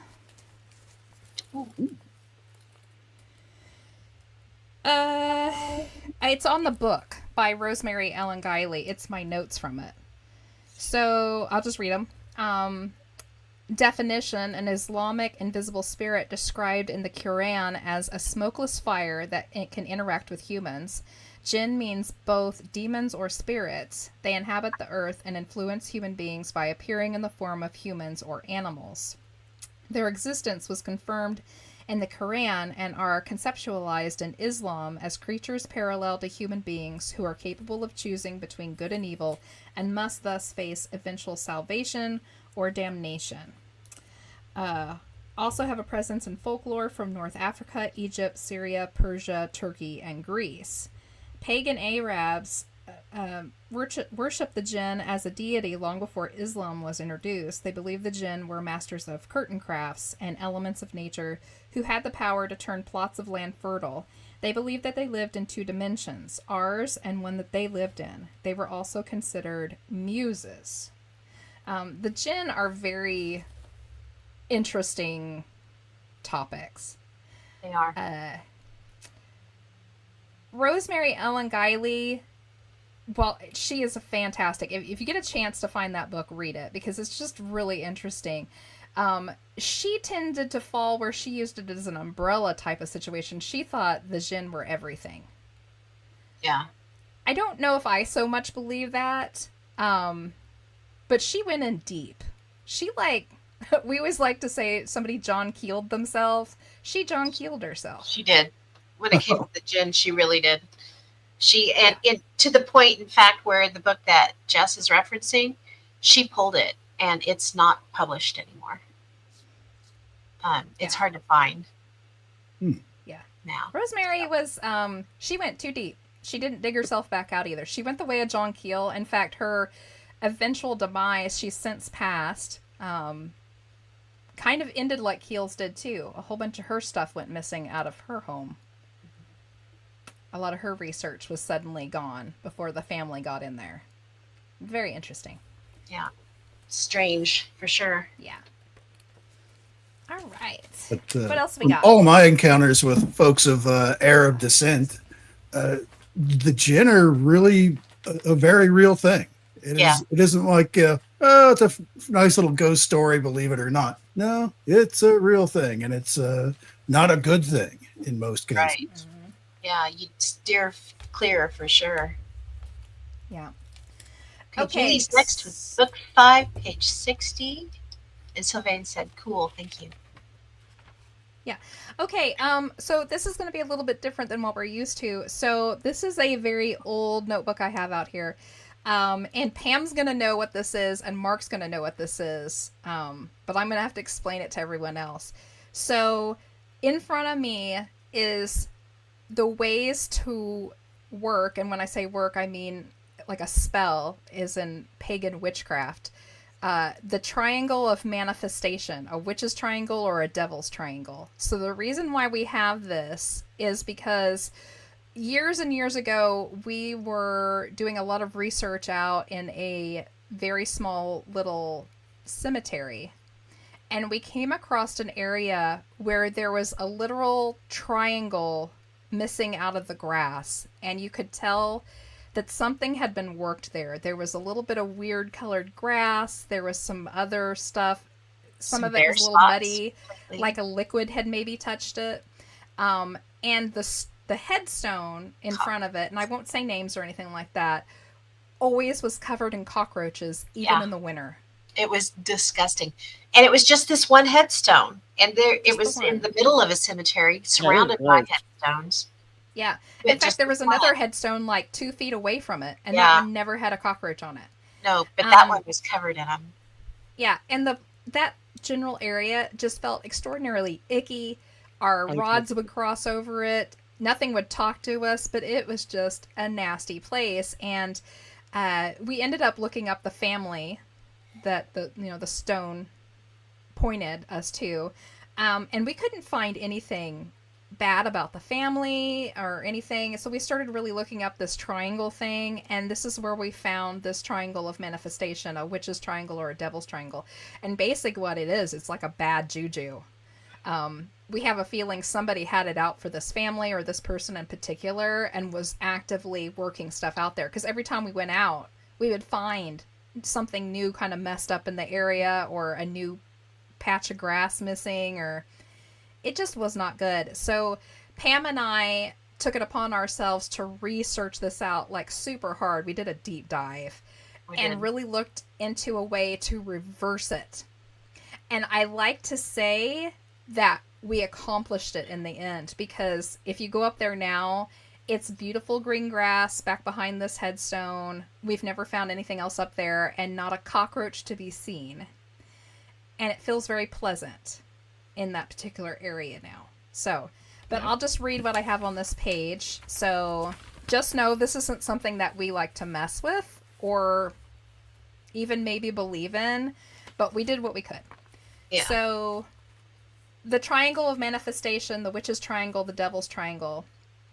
The triangle of the art of summoning is a symbol that represents manifestation and focus during summoning. The magician creates these symbols within the summoning area to evoke or manifest a demon into the triangle. It is symbolic of the manifestation, direction, and control of the spirit evoked. 3 points must come together in order to manifest to take place. Spell layout, candle, oil, and herb.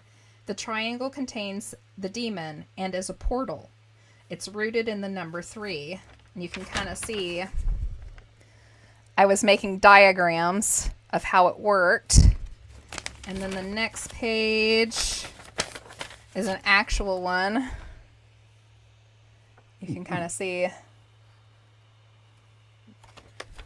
Yeah, it was pretty disturbing out there, and we were trying to figure out what might have been going on out there.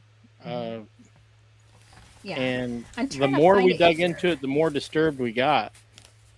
If I remember right, and correct me if I'm wrong, when we first started going out to this particular cemetery, it was to practice as a team. So this was like 2012, 2013. So this was quite a while ago.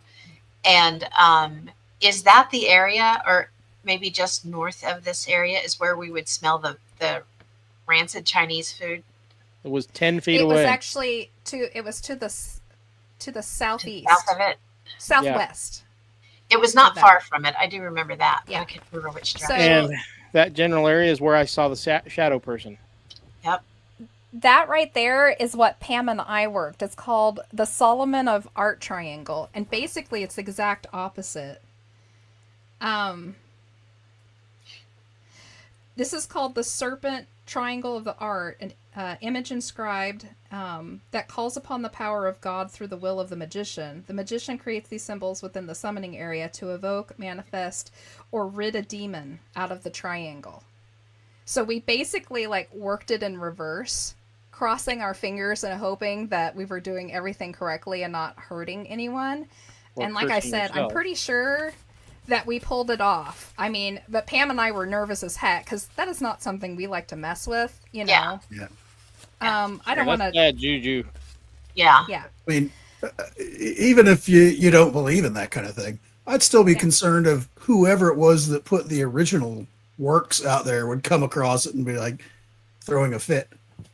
Well, they did believe in it, regardless of if we didn't, or they wouldn't have worked with it. Right. So, there's that concern too. There's some energy that did go into it, and where's that going to end up once we release it, pretty wild.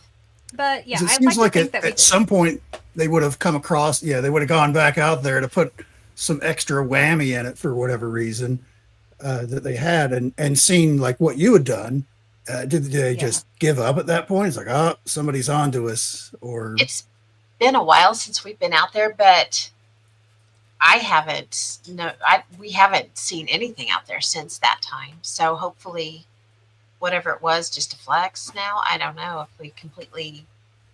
What we tried to do was completely rid of that area of whatever it was, so it couldn't, be redone basically. Yeah. So fingers crossed. It seems to have worked. Yeah. Like, I don't even know who that family is really, but I hope in the first place nothing was happening to them, that maybe it was just confined to that little area. But it just felt like it behooved us to do something about it, because it seemed like we were the only ones that had noticed it. Like, maybe we were meant to do something about it because we were the ones that were confronted with it all the time. Yeah. And it was gross. I can't over-exaggerate the amount of cockroaches. Like, if you think about, like in the movie The Mummy, when the scarab beetles, come after the dude, They just you go would all walk over. past that stone and they would just scatter Yeah. all over. It was It was making me gross. itchy thinking about it. Yeah, it's making me. I'm not sure I'm going to be able to sleep now. That And it was it's not like a headstone that was flat to the ground. It was a stand-up stone. Yeah. It was pretty good size. Had a big base on it. yeah, it was always covered. There was always at least 100 of them on there. It Oh, was nasty. Yeah. Anywho, so gross. but yeah, so just know, like, we do not say to get in on any of that. If you see something like that, just leave it alone. Yeah. We did it because this little cemetery has become kind of like one of our little clubhouses. We love going there. We know the spirits there so well that they're kind of friends to us now. So we just kind of felt like it was something we needed to do. So I would not recommend it, though. We could have very easily done something really stupid Oh yeah. and sure. mess some stuff up. I mean, whether you believe in that or not. It could have That's bounced back not to on mess us. with it. Yeah, it could have bounced back on us. It could have been bad. Yeah. So Maybe not do that. We're much wiser now. I think We are. if it had happened today, that we might have found somebody who might have known what they were doing and let them Yes. take care of it. we have contacts While now. we stayed far, far away while they did it. Yes. We've that's one of the things that's been so great. We've networked with a lot of different people, and if we don't have a friend that can do it, we have a friend of a friend that can usually handle it, or hook us up with somebody that can handle it. So, and that really actually kind of leads us into the next thing that we were going to talk about. I think that was Julie's, right? Mhm. That was our last one. Yep. Okay, before I move on, that leads us into networking. Yay! Wasn't that great? Icon! That was almost like it was planned. Right. Happy accident. Happy accident. serendipity. So, as everybody knows, we are Bordertown. Paranormal is our main name, and Bordertown Paracon is something that this will actually be our 7th year for this, which is I incredible. know. Lucky number 7. Yes, we're so excited. So if you're not aware, we do hold this every year.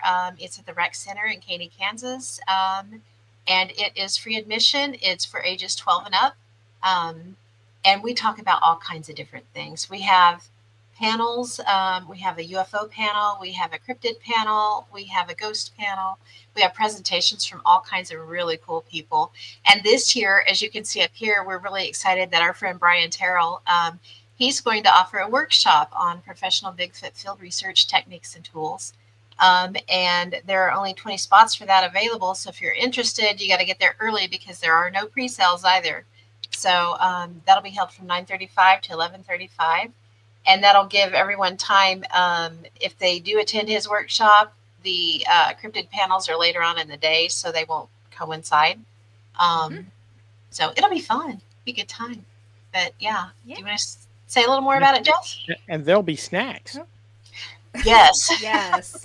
Lots and lots of food. So we're actually, if you will catch us in 2 weeks on September 24th, our entire show is going to be on the Paracon. It should be lots of fun. We'll have Mark and Enzo back on, and we're going to have Spooky Bro 316, Nathan Ingalls on. He's kind of new to our field. He's also new to podcasting, so we're gonna let him dip his toes in on our podcast. He's a really fun guy, though. You'll all Yes. enjoy him. He does a lot of social media, like ghosty stuff on TikTok and Facebook and on YouTube. So that'll be fun. It will be for sure. So yeah, so we'll kind of skip a little bit over that because we will deep dive it coming up soon. Yes. But that weekend in Katy, there's going to be all kinds of cool stuff going on, Yes, it's which gonna be we're a good super weekend. excited about. The night before is actually, it's called Shoot the U.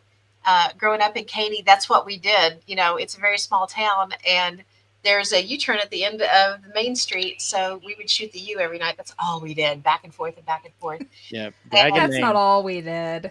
Well, You that's did a lot that of what until we you did. figured out where the party was Well, that's true. and who was getting the drinks. What's fun about it is it's turned into this annual event where everybody that used to shoot the U comes out, and they bring all kinds of classic cars or just whatever car you have, you know, whatever you drive now, you can bring it too.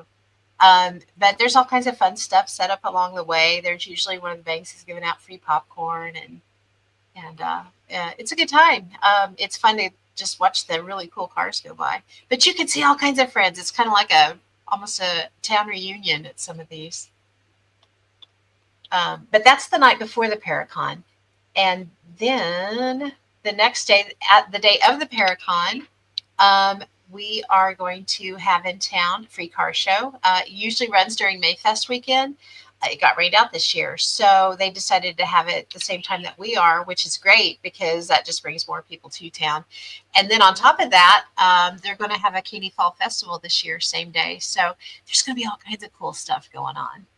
Heck yeah. Yeah, it's going to be a good weekend. And then It that is. Something night, for everyone. our speedway is opened up for special races, so Yeah, a whole day of stuff. you can spend all day in Caney and have something to do. Mm-hmm. Heck yeah. A lot. I think there's all even packed ball into one games day. going on. Heck I'm yeah. sorry, why didn't Back you? into one day. Yeah, for sure. Yeah, and the Katy Valley Speedway, it's been around quite a while. It's the fastest dirt track, quarter-mile track Mhm. around. So it's pretty Yep. neat. All Fun right. stuff. Cool. We're excited. Yeah. So if you're in the area and you want to hang out with us, Yahoos, feel free. Come on over and introduce yourself if you see us. We may be running around like chickens with our heads cut off, but we always want to stop and say hi. That's true. Absolutely. That's the Yeah. best thing about the Paracon is all the speakers are out there, and we're out there on the floor. Or if you want to pull us aside and tell us a story or say thank you or whatever, we're available. We're not the type to hide out in the green room. Yeah. That's honestly chatting with the public like that. That's my favorite part of it. Mhm. Hearing somebody's story of something weird that may have occurred to them, to just either to get it off of their chest or maybe get an opinion on what to do next or what it could have been or all that stuff. I love it. That's my favorite part about it. Yep. It is. It makes We me do. feel not so weird. And One you of the know, reasons Yeah. why we have the con. yes, and as our segue coming into this, we were talking about networking. That's really what this started out, was a way of getting all the groups in 4-state area together to meet each other and to network and to find out what everybody else is doing, and let them know what we're doing, because that's one of the things that has the community kind of got a bad name of being in their own camps, and you didn't cross camps and everything. That's gone by the wayside. We think everything's connected. It's all connected is our tagline for the Paracon, in fact. So we really like to bring people together to discuss this. And even though that's what it's mainly for, we just invite the public to come in and listen. That's why it's free. And that's why we hope to always keep it free. But that's also why it's for ages 12 and over, is because we don't want to limit the speakers to things that they may be concerned about would be scary, Too scary. or for Inappropriate. kids. We Yeah. do not want to give your youngster nightmares for the next 6 months. No, definitely not. Yeah. Definitely not. Some of this stuff And if you're not in the area, as Pam was saying, if you're in the area, come join us. And if you can't be in the area, please feel free to hop on YouTube and our Facebook page. We're going to be running our panels and stuff live. So you can totally watch them if you can't make it into the area, if you're decidedly out of state. Yeah, absolutely. Go into YouTube and go on videos and then click lives, and you can watch all the lives. Mm-hmm. Yeah. Yeah. Enzo was looking around that comment there. Darn it. But yeah, hopefully you can make it, Julie. That'd be cool. Yeah. Yeah, that'd be awesome. It's gonna be so much fun. Like I said, we're gonna do a whole show on it. Yes. Here in 2 weeks on the 24th. And I'm sure we're going to look fantastic when you see us then, because that'll be the week of, and I'm sure half of our hair will be missing, and what's left will be stuck out.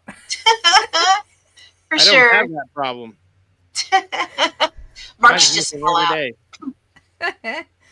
It should be a good time. We're going to have all sorts of great stuff. Tons of raffles, lots of food all day. The Coyote Taco Truck's going to be in, and oh my gosh. So good.